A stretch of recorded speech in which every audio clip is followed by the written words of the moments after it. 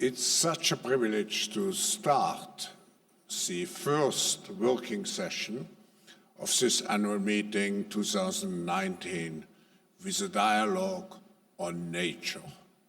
And I have the great honor and pleasure to welcome for a dialogue His Royal Highness, the Duke of Cambridge, and Sir David Attenborough. Please give them a great hand.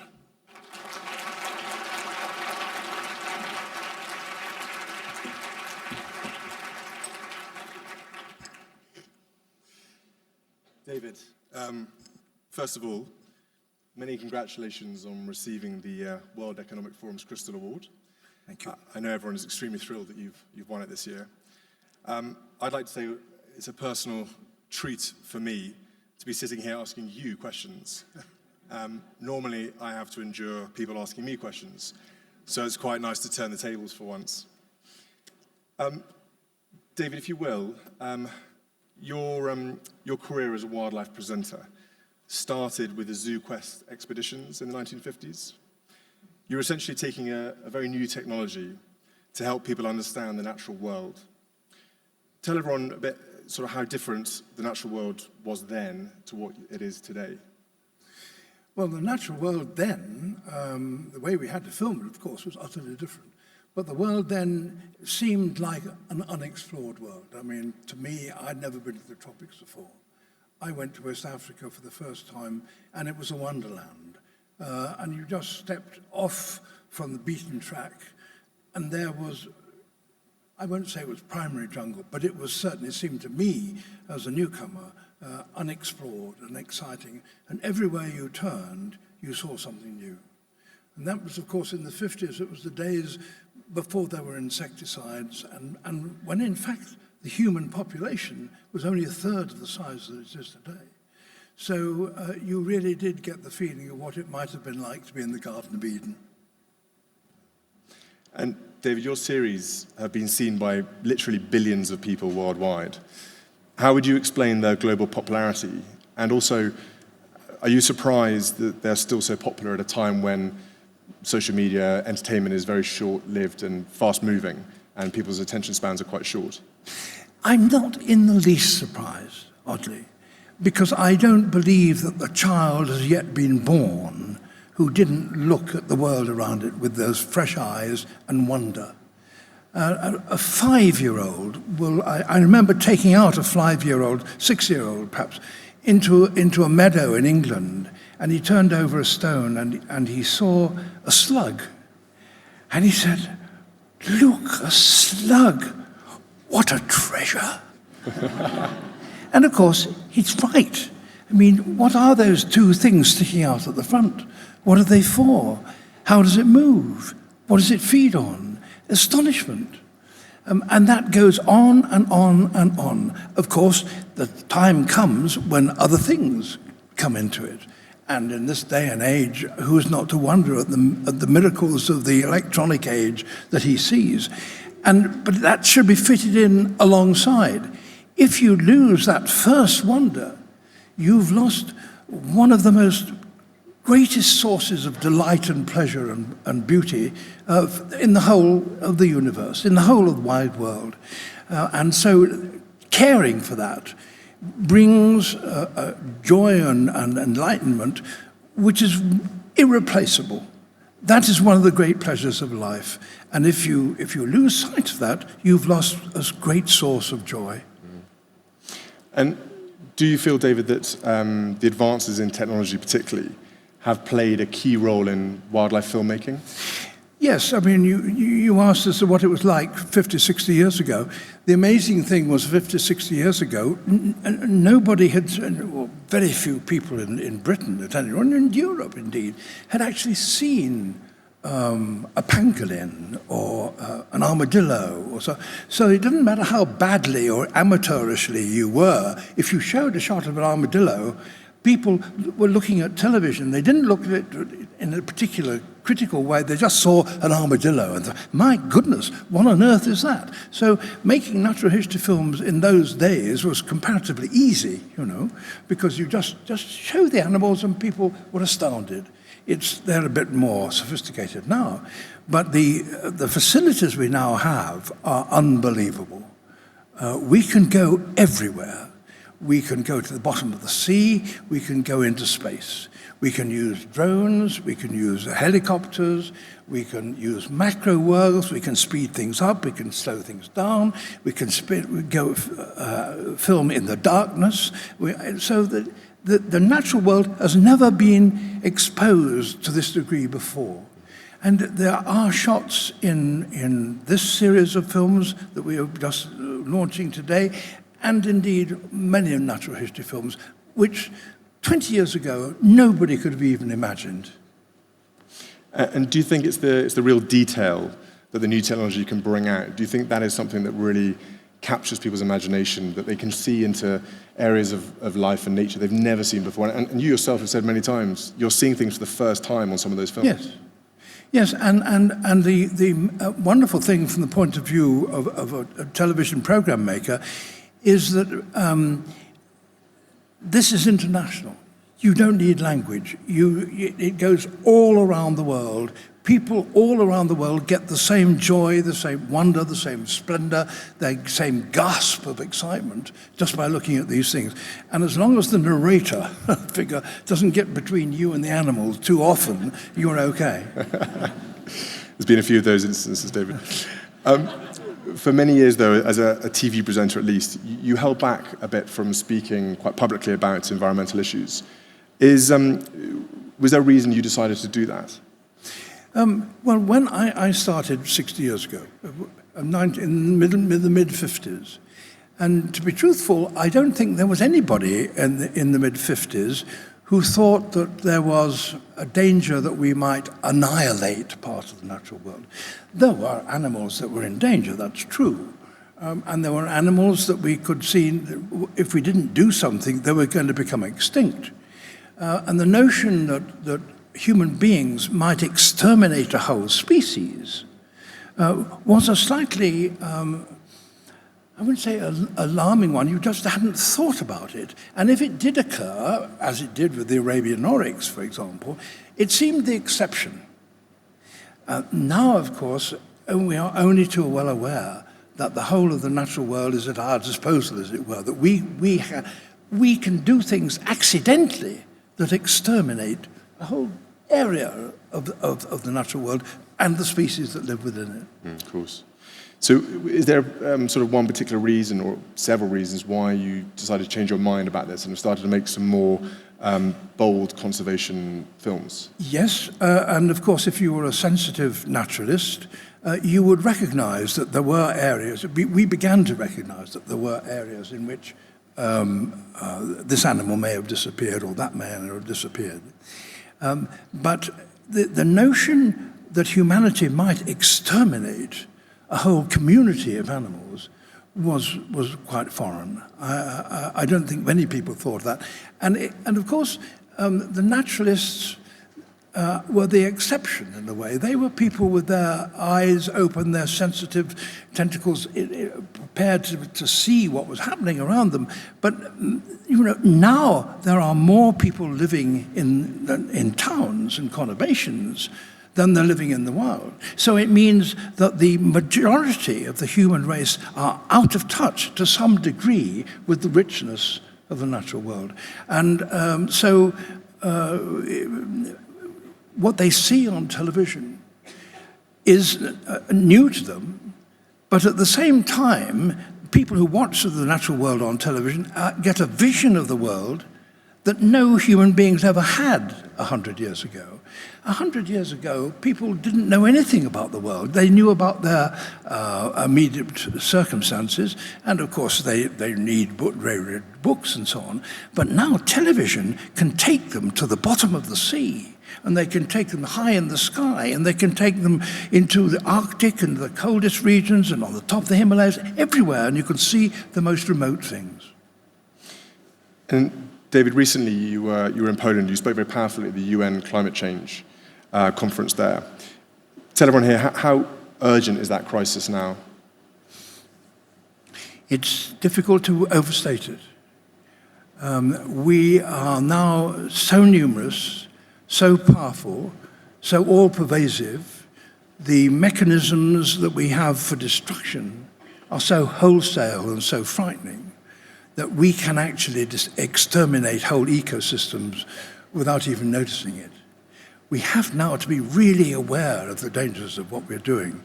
And we already know that, of course, the plastic problem in the seas is wreaking appalling damage upon marine life, the extent of which we don't yet fully know. And why do you think the world leaders and those in key positions of leadership, why do you think they've taken so long and there have been quite a few faltering steps to act on environmental challenges? Because the connection between the natural world and the urban world, the society of human society, has always, since the Industrial Revolution, has been remote and widening. And we didn't realize the effects of what we were doing out there. But now we are seeing that almost everything we do has its echoes and has its duplications and implications across the natural world, so that we have now really to care for what we do, because we can exterminate things without even knowing.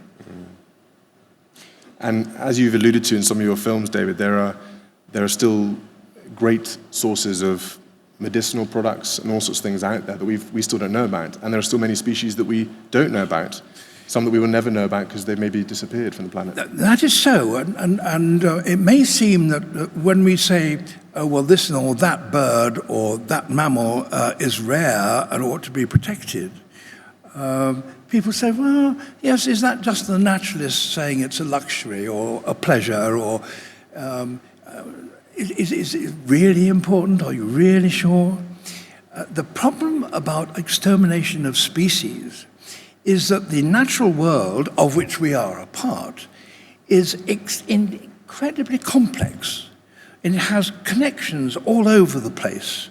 And you damage one, and you can never tell where the damage is going to end up because of all those broken connections. And if you break all of them, then suddenly the whole fabric collapses and you get eco-disaster.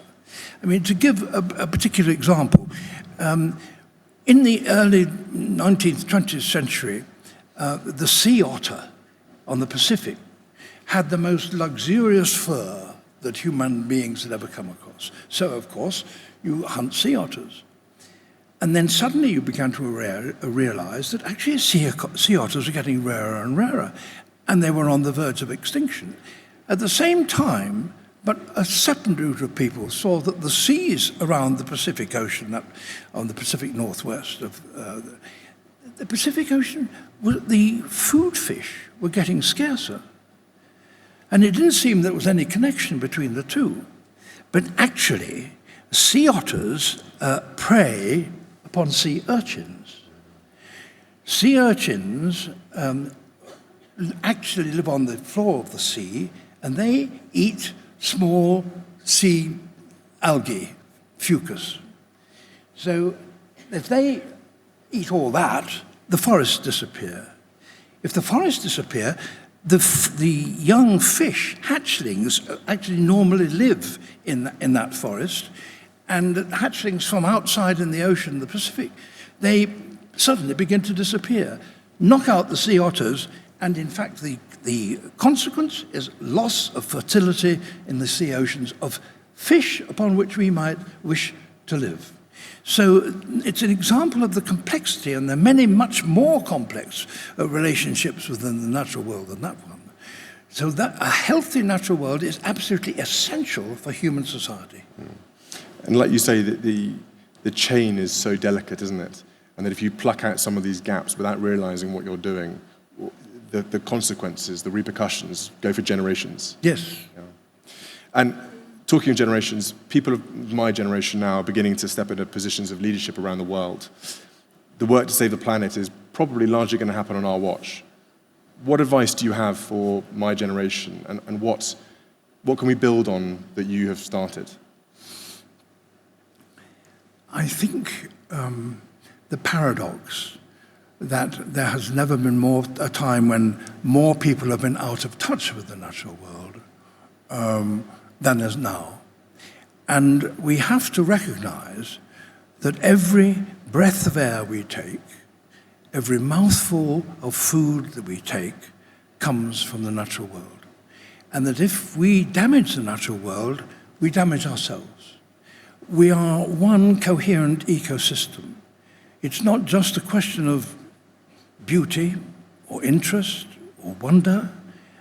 It's the essential ingredient, the essential part of human life is a healthy planet. We are in the danger of wrecking that. If we don't recognize the sort of connections that I've been describing, then the whole of the planet becomes in hazard. And we are destroying the natural world, and with it, ourselves. So, turning specifically to the people in this room, here in front of us, David, bear in mind they're all leaders in their particular field. What is your message, if you have a particular message, what is your message to them? Care for the natural world. Not only care for the natural world, but treat it with a degree of respect and reverence. The natural world is, as I've said, the source of all wonder, and our future, we're bound up together. The future of the natural world is in our hands. We have never been more powerful. We can wreck it with ease. We can wreck it without even noticing that we're doing it. And if we wreck the natural world, in the end, we wreck ourselves. In our daily lives, I suppose the thing that I really care for, just in ordinary daily lives, is not to waste the riches of the natural world on which we depend. And it's not just energy, which of course is very important, but it's also dealing with the natural world with a degree of respect, not to throw away food, not to throw away power, just care for the natural world of which we're an essential part. And Dave, there's a connection between environmentalism, capitalism, and economic success, isn't there? Between? Environmentalism, capitalism, and economic success. Yes. I think that's quite an interesting sort of topic that the audience here would find very interesting. That's why this particular event and this particular day, as far as I'm concerned, is one of the most optimistic things I've seen for a very long time.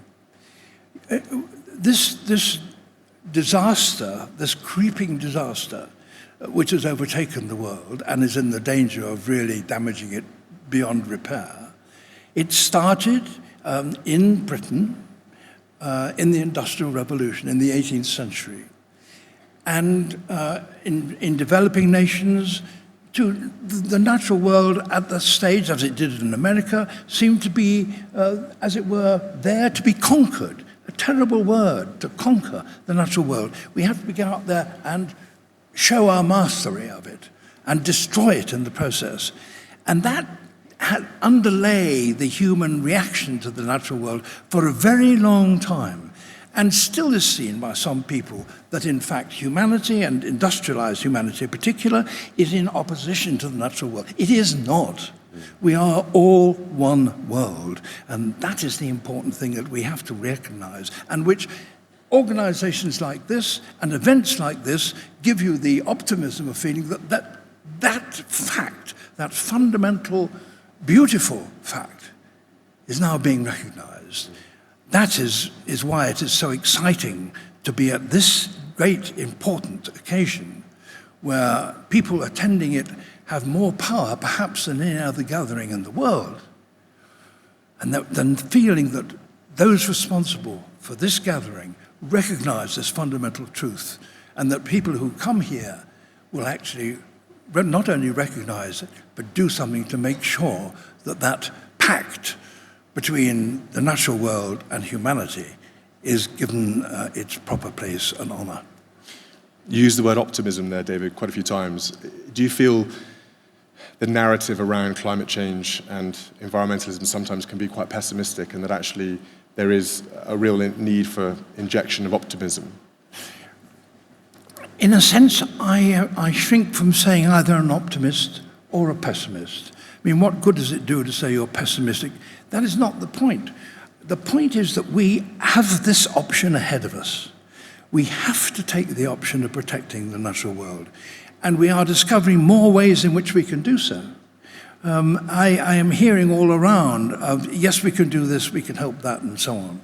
The fact that we are now actually beginning to get power directly from the sun and the other renewables, and that we can see that there's no longer any need for us to pollute the world with the byproducts of our devices for generating energy, that we can do that is becoming reality all over Europe, all over the world. And that's where the future lies. When one looks at the consequences of what we've done to the natural world in the processes of raising energy, we no longer need to. So there's a source of great optimism there. We have the power, we have the knowledge actually to live in harmony with nature. And the world came together in the Paris Agreement to tackle climate change. But specifically in 2020 in Beijing, you and others were seeking a global deal for nature. Lots of people here probably haven't heard about that, David. Do you mind telling us why specifically that is so important? Well, because Paris was a recognition by nations around the world that the natural world and humanity are interdependent.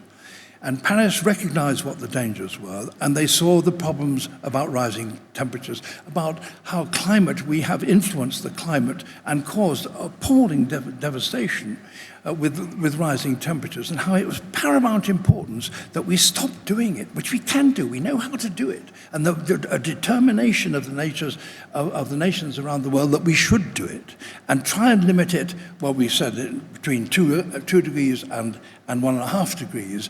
Average around the world. If we can do that, we can prevent loss of coral reefs, we can prevent all sorts of damages, we can reduce the extremes of weather that's overtaking the planet already, and that is essential for the future well-being of the planet. That was recognized by nations around the world, not universally, I have to say, and there have been people who have wished to withdraw from that. But nonetheless, the majority of the nations around the world have accepted that and recognized that and are working towards that. And that's where we must put our faith. And David, you're specifically narrating a new landmark series called Our Planet. And you've worked with WWF, Silverback Films, and Netflix. Why did you decide to become involved in this particular project? Because the issue has never been more important.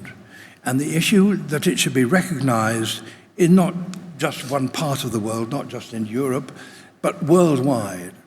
And the World Wildlife Fund gave us facilities to see the work that they've been doing, the researches they've been doing, the knowledge they've been doing about the way in which ecosystems are working and where there are dangers and where there are wonders, to enable us to produce this series of films.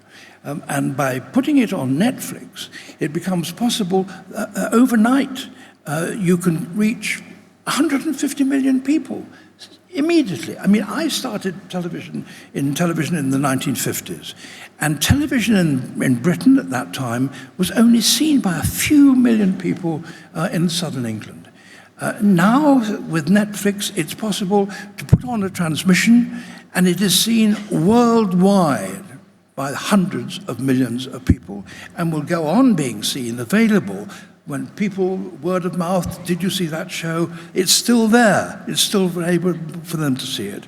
So this is a way which the World Wildlife Fund recognized and gave us all the insights and the information, the practical help that we needed to make these programs.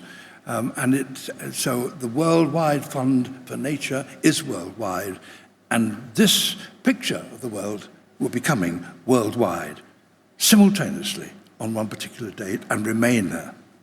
And if I made you choose, David, which I'm going to do, would this be one of your most favorite projects or your most enjoyable in terms of actually what they've created, how they've filmed it, what's been shown, and bear in mind the time it's being shown in the world with the issues that are going on Yes, I mean, I started when it was just me and the cameraman and the clockwork camera.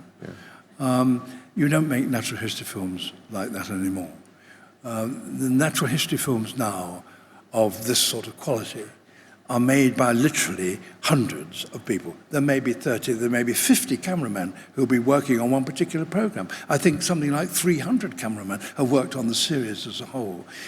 Because now you've got the facilities to go up in the skies and the bottom of the seas. You can trek over the polar wastes. You can go over the deserts. You can be in the jungles of the world.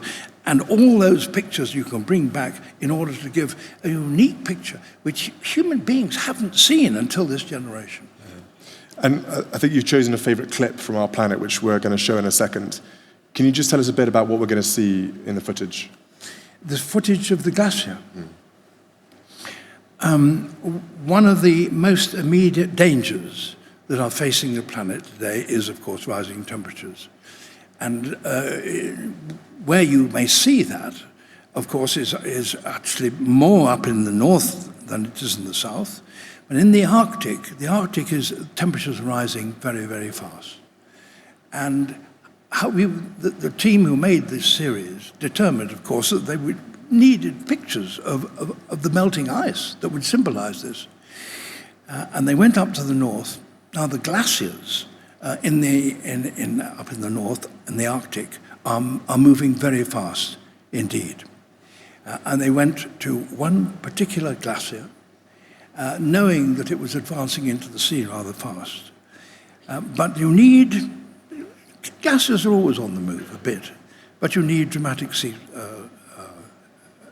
event. They're a bit like children, David, unpredictable. Yeah, quite so. But they wanted to see the glacier that was calving, that is to say, coming off in lumps. And they decided that the way they would see that best would be from the air and in a helicopter. They eventually, on the very last day of their location, they were up in a helicopter and they spied the glacier suddenly beginning to calve. That there were sections of the glacier the size of a skyscraper, of a great multi-storied building, falling into the water, causing huge surges. Now, you're a helicopter pilot. Is that tricky? It can be, David, yes. I mean, huge uprushes of air when the vast blocks fall into the sea.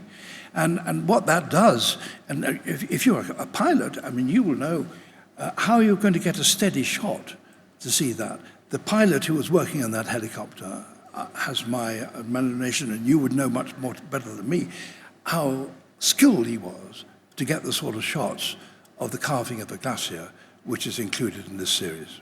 All helicopter pilots are very skillful, David.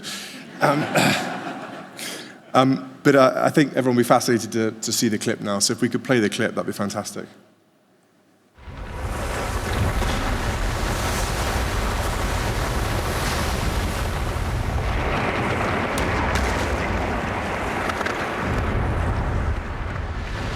These massive ice falls from the top of the glacier are just the beginnings of a far greater event. A stretch of the front face of the glacier, over 1 kilometre long, is starting to break away.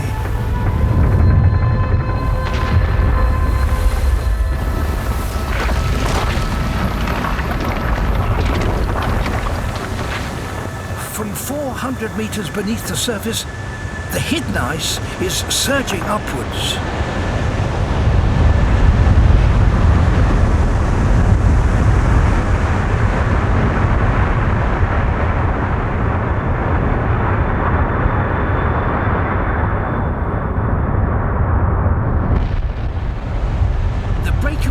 Iceberg the size of a skyscraper generates a colossal tidal wave.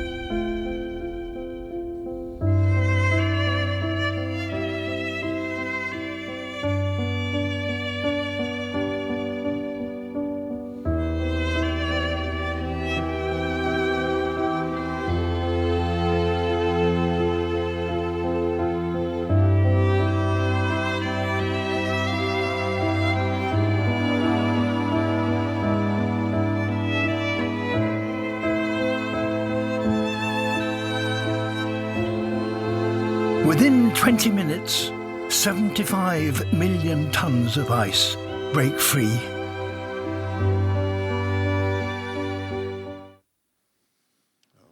Yeah.